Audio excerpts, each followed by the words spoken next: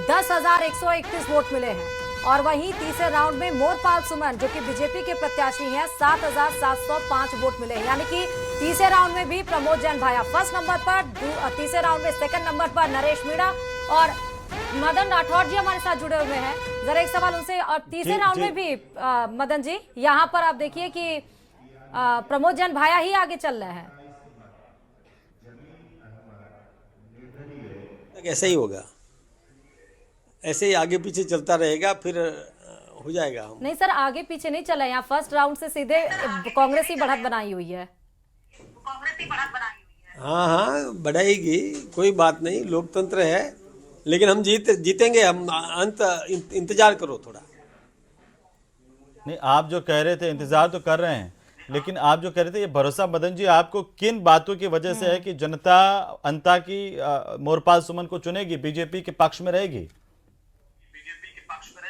हाँ देखिए, बीजेपी का कैंडिडेट, बीजेपी की एकजुटता और हमारे डबल इंजन की सरकार, इन पर भरोसा करके, और निश्चित रूप से हम जीतेंगे। आप चिंता मत करो, थोड़ा इंतजार कर लो। नहीं सर, ऐसे तो रोड शो और इसकी बात किया जाए तो कांग्रेस की तरफ से एकजुटता दिखाई गई। अशोक गहलोत आए, सचिन पायलट आए, गोविंद सिंह डोटासरा, नेता प्रतिपक्ष टीकाराम जूली, अशोक चांदना, शांति धारीवाल, मुरारी लाल मीणा, सब दिखे। अपनी बात रखने का सबको राइट है। हाँ हाँ, नहीं वो ठीक है ना, वो पता चल जाएगा थोड़ी देर बाद। सर, शुरुआती जो रुझान है वो ये कह रहे हैं कि जिस तरीके से वसुंधरा राजे जी, भजन लाल जी, चाहे प्रदेश अध्यक्ष जी एकजुट नजर आए, उसका जो रिजल्ट है अभी तक जो मतगणना हुई है उनमें देखने को नहीं मिला। मैं आपको बता रहा हूँ, 8 राउंड तक ऐसे ही चलेगा, अप एंड डाउन चलेगा। 8 राउंड के बाद पता चल जाएगा, थोड़ा थोड़ा आपको भी क्लियर हो जाएगा कि क्या हो रहा है। अध्यक्ष साहब, ये जो आपका कॉन्फिडेंस है, ये कॉन्फिडेंस, मैं इलाका देख के आया हूँ ना, मुझे पता है, चेहरे पढ़ना आता है हमको। हम चेहरे पढ़ना, हमारा काम ही ये है, चेहरे पढ़ना। मालूम है कि मतदाता किस दिशा में जा रहा है। मदन जी, फिर सांकली के मतदाताओं का चेहरा नहीं पढ़ा लग रहा है। ये हमारे साथ बीजेपी के प्रदेश अध्यक्ष मदन राठौर यहाँ पर थे। ये लगातार जो है वो अंता में अभी भी जो है वो जीत का जो है वो दावा करते हुए यहाँ पर नजर आ रहे हैं। उन्होंने कहा है कि जो शुरुआती जो रुझान है उनके अंदर इसी तरीके से अप डाउन का जो सिलसिला है वो चलता रहेगा, लेकिन जो अंता का जो अंत है वो बीजेपी के जो है वो पक्ष में। और इसी बीच ये बड़ी अपडेट है। सीधे 12 रुक कर लेते हैं। हिमांशु हमारे सहयोगी ग्राउंड जीरो से जुड़े हुए हैं। हिमांशु, तीसरे राउंड में भी प्रमोद जैन भाया, यहाँ कोई अप डाउन तीसरे राउंड तक नहीं दिख रहा है, सिर्फ डाउन ही डाउन बीजेपी का और आप कांग्रेस के। पहले राउंड के साथ में जिस तरह के चुनावी परिणाम आए, जिस तरह से तस्वीर पहले राउंड से स्पष्ट हुई, वही तस्वीर दूसरे में रही, वही तस्वीर तीसरे में रही, और तीसरे राउंड में भी वही लगभग है। कांग्रेस के प्रमोद जैन भाया को 11,203 वोट मिले हैं। नरेश मीणा दूसरे नंबर पर बरकरार हैं, उन्हें 10,131 वोट मिले हैं। और तीसरे राउंड में बीजेपी के मोरपाल सुमन और पीछे हो गए, 7,705 वोटों के साथ तीसरे नंबर पर है। यहाँ पर एक बड़ा डिफरेंस जो है वो तीसरे राउंड में आ गया है। फिलहाल बीजेपी के प्रदेश अध्यक्ष मदन राठौर निश्चित तौर पर दावा कर रहे हैं कि 8 राउंड तक कुछ इसी तरह के अप एंड डाउन देखने को मिलेंगे, लेकिन फिलहाल ये तीसरे राउंड तक की जो तस्वीर फिलहाल साफ हुई है, तीसरे राउंड तक जो परिणाम जो है वो सामने आए हैं, वो निश्चित तौर पर बीजेपी की परेशानी को बढ़ाने वाले हैं। और उन सबके बीच में भी ये कि बीजेपी के मोरपाल सुमन तीसरे नंबर पर है और नरेश मीणा को जो है वो कहा जा सकता है कि अच्छे वोट मिले हैं, बम्पर वोट मिले हैं, वो दूसरे नंबर पर बरकरार है। प्रमोद जैन भाया जो है वो अपने पहले नंबर पर स्टैंड कर रहे हैं लगातार तीसरे राउंड तक। नरेश मीणा प्रमोद जैन भाया के बीच में कितना डिफरेंस है? देखिए, नरेश मीणा और प्रमोद जैन भाया के बीच में 1072 बहुत बड़ा अंतर नहीं है, लेकिन फिर भी कहा जा सकता है कि करीब करीब अब तक 3 राउंड की काउंटिंग को अगर प्लस करें तो 1,500 से 2,000 के आसपास जो है वो प्रमोद जैन भाया प्लस चल रहे हैं। लेकिन सेकंड नंबर पर और नरेश मीणा जो है वो अच्छी टक्कर दे रहे हैं, और तीसरे नंबर पर मोरपाल सुमन कह सकते हैं कि करीब करीब 6,000 से 7,000 वोटों से फिलहाल तीनों राउंड की काउंटिंग होने के साथ में पीछे चलते हुए नजर आ रहे हैं। ठीक है आशुतोष जी, अगर यही सिलसिला चलता रहा, बरकरार रहा, तो मतलब इतना बड़ा क्षेत्र नहीं है, समस्या हो सकती है। आपको क्या लगता है कि ये ट्रेंड अगर चलता है तो भारतीय जनता पार्टी को समस्या हो सकती है? देखिए हेमंत जी, हालांकि उपचुनाव में सत्तारूढ़ पार्टी को फायदा मिलता है, लेकिन अगर ऐसे में भी सत्ता में रहते हुए भी और 2 साल के कार्यकाल के पूरा होने के बावजूद भी अगर भारतीय जनता पार्टी यह सीट लूज करती है तो यह भारतीय जनता पार्टी की एक बड़ी हार, एक मॉरल हार आप कह सकते हैं। सरकार पर कोई फर्क नहीं पड़ेगा, लेकिन छवि पर, भजनलाल सरकार की छवि पर फर्क पड़ेगा और भारतीय जनता पार्टी की छवि पर फर्क पड़ेगा, क्योंकि आप मुख्यमंत्री के चेहरे के नाम पर वहां चुनाव लड़ रहे थे। लेकिन एक चीज ध्यान रखनी पड़ेगी कि कांग्रेस की जो हार के कारण, राजस्थान को अगर छोड़ दें तो मैं बाकी देश भर में कांग्रेस की हार के कारणों की बात कर रहा हूं, कि गुटबंदी बहुत बड़ा कारण रही है कांग्रेस की हार के लिए, राजस्थान में भी एक बड़ा कारण रही है। और शायद भारतीय जनता पार्टी के साथ भी अगर यही परिणाम में तब्दील होता है तो शायद भारतीय जनता पार्टी को भी इस एंगल से सोचना पड़ेगा कि क्या चेहरे साथ तो आए, लेकिन क्या चेहरे के साथ आने के बाद वोट भी साथ में आए, ये भी भारतीय जनता पार्टी को मुझे लगता है कि विचार करने की जरूरत पड़ेगी। कटारा साहब, ये इतनी उम्मीद थी कि शुरुआत से ही बढ़त बनाएंगे प्रमोद जैन भाया? देखिए सर, शुरू से उम्मीद थी। मैं चुनाव होने से पहले में एक डिबेट में था, उस समय भी मैंने बोला था कि बीजेपी का कैंडिडेट तीसरे नंबर पर रहेगा, क्योंकि जनता चाल चरित्र और चेहरा समझ चुकी है इन लोगों की। ये पुराने कैंडिडेटों को हटाकर नया कैंडिडेट लाते हैं, चाहे वो किसी भी उसमें हो, चाहे कोई मंत्री बनाना हो इनको, चाहे मुख्यमंत्री नया बनाना हो, पुराने लोगों पे भरोसा नहीं जताते, क्योंकि उनको पता है उन्होंने कुछ काम ही नहीं किया।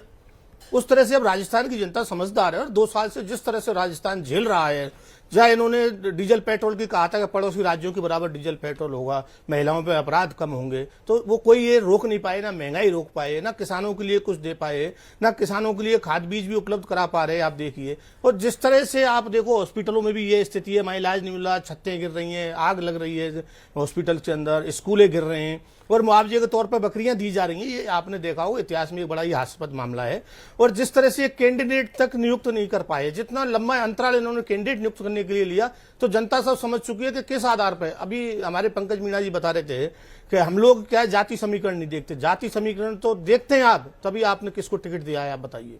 हम नहीं देखते जाति समीकरण, हम जनता के बीच का आदमी चुनते हैं और जो जनता की सेवा बदस्तूर करता है। आप देख लिए 5 में इलेक्शन है और किस तरीके से वो पहले नंबर पे प्रमोद जैन भाया जी हैं और जनता ने उन पर भरोसा जताया है, क्योंकि वो जन जन के लाडले और बड़ी ही सुविधाएं की हैं। वहां लोगों को रोजगार भी देते हैं, लोगों की सुख सुविधा में, सुख दुख में हमेशा वो जनता के बीच में रहते हैं। और जनता के बीच से जो नाम है वो निकल करके थोड़ा सा बिहार पर भी बात कर लेते हैं। बिहार के भी तेजी के साथ रुझान आ रहे हैं। बिहार में फिर आप लोगों को ऐसा क्या हो रहा है, या कांग्रेस को ऐसा क्या हो रहा है कि इतने सालों से वेटिंग लिस्ट में डाल रखा है जनता ने? देखिए, आपको सब मालूम है सारी तरह की चीजें। अब 70 लाख लोगों के वोट काट दिए गए जिस तरीके से, और सुप्रीम कोर्ट ने चुनाव आयोग को जिस तरीके से फटकार लगाई, और जिस तरह से राहुल गांधी जी ने ये इनका खुलासा किया, इनकी जो छुपी हुई बातें थी वो नाम काट रहे हैं, किस तरह किस समुदाय के इन्होंने ज्यादातर नाम काटे हैं, और वो इसलिए ये सत्ता से कांग्रेस को दूर करना चाहते हैं। ये खुल के इलेक्शन नहीं कराना चाहते। इलेक्शन से हमेशा बीजेपी डरती है। आप राजस्थान की बात लीजिए, कितने इलेक्शन है जो अभी नहीं करा पा रहे हैं। अब देखिए, आप यहीं एक नगर निगम के इलेक्शन थे, पहले ये कहते थे नवंबर दिसंबर में इलेक्शन होगा, फिर बोले फरवरी में होगा, और आज ही खर्रा साहब का बयान आया है कि हो सकता है मई जून में इलेक्शन हो सकता है। आप देखिए, ग्रामीण सरकारों से ग्रामीणों को दूर कर रहे हैं, शहरी सरकारों से निगम की सरकार को दूर कर रहे हैं, और जिस तरीके से कांग्रेस की जो योजनाएं थी, कांग्रेस का जो विकास था, उस विकास पे अपना ही नाम लिखे जा रहे हैं। खुद का कुछ नहीं करना, नाम बदल करके विकास करना, ये सारी चीजें आप बिहार में कह रहे हैं कि SIR में आपने वोट चोरी की, इसलिए जो है अब वो पिछड़ा है महागठबंधन, और यहाँ पर अंता के अंदर जो है वो प्रमोद जैन भाया जो है का विकास जीत रहा है। उन्होंने काम करवाए, जनता के बीच के थे। हेमंत, जैसे मैंने पहले भी कहा, कांग्रेस हमेशा एक झूठ का मायाजाल रचती है और कोशिश करती है कि किसी प्रकार वोटर को उस झूठ के मायाजाल के अंदर फंसाया जाए। पर वास्तविकता यह है कि वोटर तो आज बहुत समझदार हो गया है, कांग्रेस के झूठे वादों के अंदर, झूठे प्रपंच के अंदर नहीं आता, परंतु कांग्रेस के खुद नेता इस मायाजाल में फंस के रह जाते हैं। आपने कहा कि SIR के माध्यम से 70 लाख वोट काट दिए गए, तो मैं एक बार फिर आपके चैनल के माध्यम से कह रहा हूं कि अगर वोट काट दिए गए तो आपने चुनाव आयोग में हलफनामा क्यों नहीं दिया? आपने अगर चुनाव आयोग पे विश्वास नहीं था तो आप सुप्रीम कोर्ट क्यों नहीं गए? और जब पूरा वोटिंग प्रोसेस पूरा इस हो वक्त गया की बड़ी खबर और आ पूरा रही है, वोटिंग थोड़ा सा प्रोसेस रुक के गए हैं अंदर हम जब आपको बिहार से इस वक्त की सबसे बड़ी अपडेट है। बिहार में सभी सीटों के रुझान अब सामने आ गए हैं। ये बड़ी खबर इस वक्त की सबसे पहले सबसे तेज न्यूज 18 राजस्थान पर 165 सीट पर एनडीए आगे चल रहा है। तो वहीं 72 सीट पर महागठबंधन भी आगे है। सभी सीटों के रुझान बिहार में आ गए हैं। 243 सीटों पर यहां पर चुनाव हुआ। 167 सीटों पर एनडीए और 72 सीटों पर महागठबंधन आपको नजर आ रही है। निर्दलीय वहीं 3 और जन स्वराज पार्टी यहां पर 2 पर सिमटी हुई फिलहाल नजर आ रही है। तो बिहार में रुझान, सभी रुझानों के यहां पर नतीजे हम आपको बता रहे हैं, जहां एनडीए ने नतीजे अभी आने बाकी हैं, लेकिन रुझान जो है वो सारे के सारे आ गए हैं। श्रुति जी, तो सारे रुझान आ चुके हैं जिसमें एनडीए ने बढ़त बनाई है। यानी एक बार फिर से सुशासन बापू, नीतीश सरकार, विकास की रफ्तार पर बिहार की जनता ने मुहर लगाई है। बदलाव नहीं चाहती है बिहार की जनता, ये साफ तौर पर सारे रुझानों में ये साफ हो रहा है।